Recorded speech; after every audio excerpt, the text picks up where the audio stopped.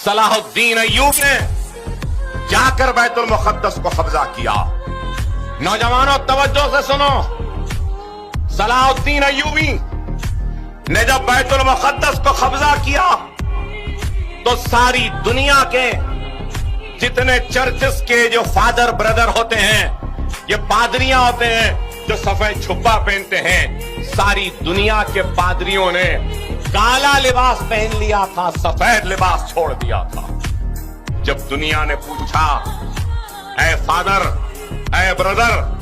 आपने सफेद लिबास को क्यों छोड़ दिया, तो उन पादरियों ने कहा कि बैतुल मुक़द्दस का इस्लाम, मुसलमान और सलाहुद्दीन अय्यूबी के हाथ में जाने का